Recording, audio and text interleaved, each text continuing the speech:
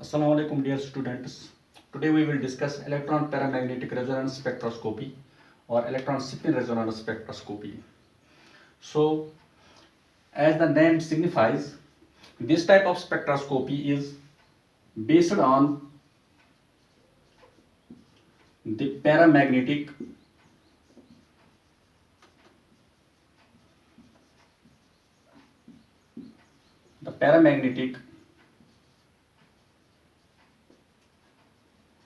behavior of an electronic spin.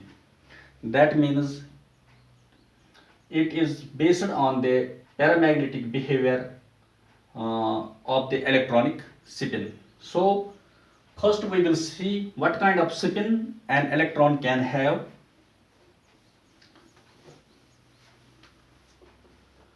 As we know, an electron has two kinds of motions.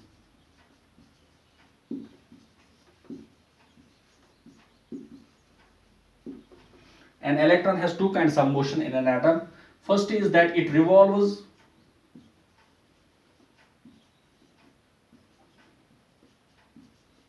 around the nucleus, and second, it spins on its own axis.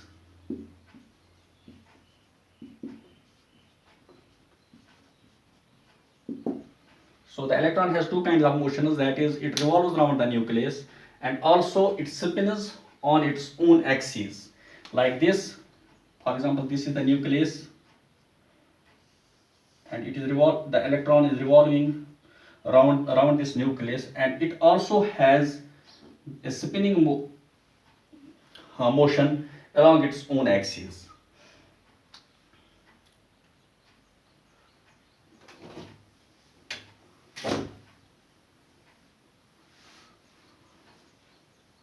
So because since this type of spectroscopy is based on the electronic spin, now we will see how this electronic spin generates the paramagnetic behavior. For example, we know that an electron has a spin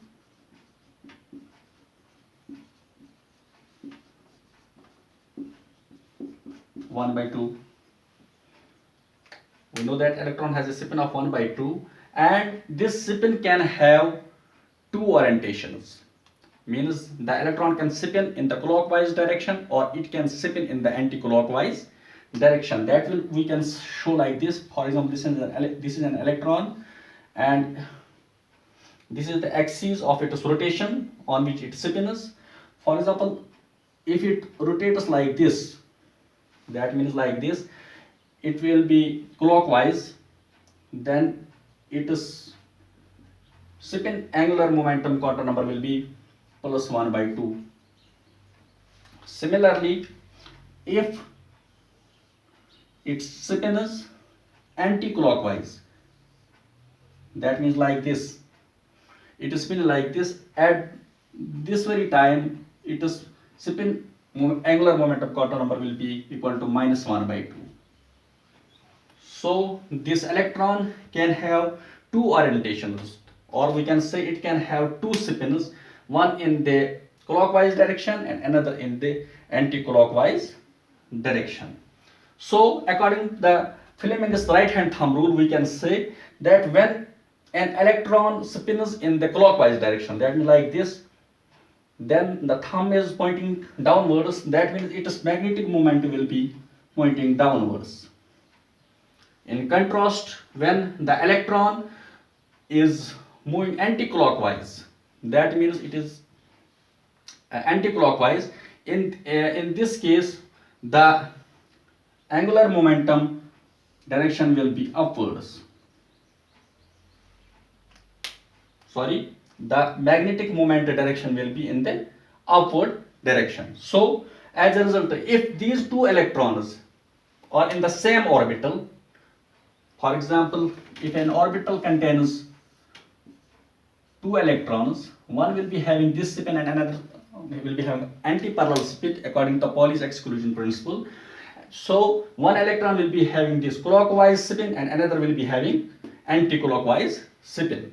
So what will happen? The magnetic moments of the two spinning motions will be anti-parallel to each other and they will be equal in magnitude, and as such they will cancel out. So when these two magnetic moments will cancel out, it will lead to the diamagnetic properties.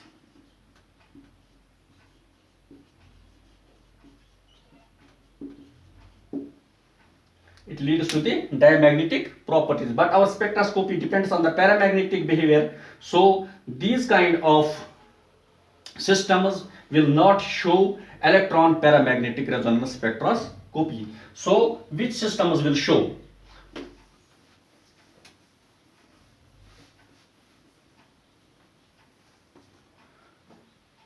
For example, there is a system in which we have a free electron, or we can say an unpaired electron we have.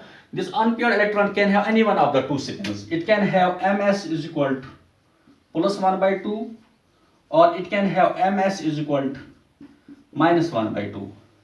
So there will be some net, because there is only one electron, so there it will be having any one of the two orientation of spins. So there will be net magnetic moment.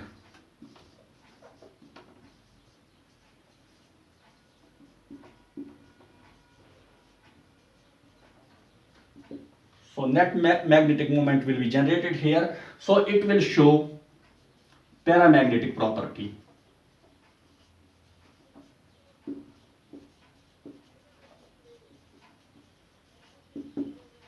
So on this basis you can say that only those systems will show EPR spectroscopy which have unpaired spin or which can have a free electron, isn't it? So dear students, the systems which have free electron or which have unpaired electron, as you might have seen while studying the chemistry, that we have many type of compounds which have the electronic configuration like this. Like we have free radicals,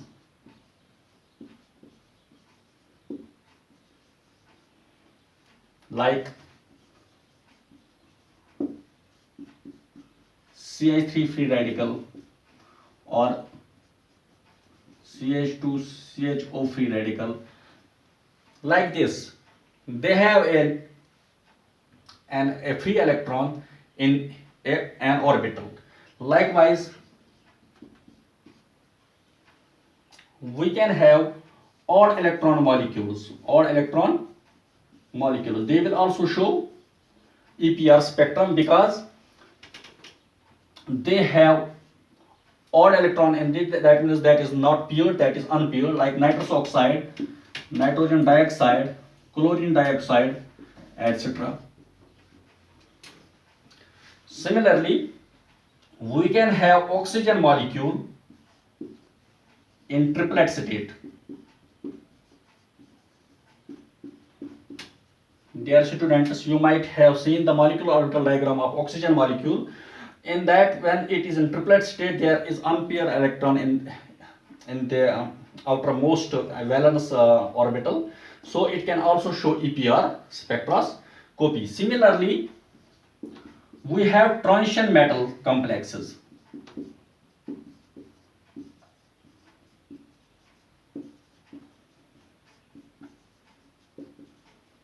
Those transition metal complexes where the metal has unpaired d orbital, those can show transition metal, because in the case of a transition metal, generally the d orbitals get filled. So if we have d orbitals unpaired, in case of transition metal, they will show the paramagnetic, this electron paramagnetic behavior. Then likewise we have organometallic compounds. Organometallic compounds can also show EPR spectrum if the organic part or the metallic part, any one of the two, have this unpaired electron or a free electron. Similarly,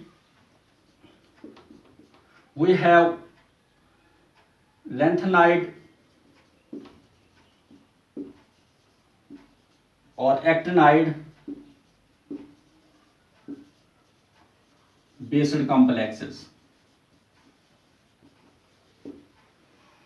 Lanthanide or actinide based complex, if they have unpaired electron in their s orbital or in their d orbital, they can also show ESR spectroscopy.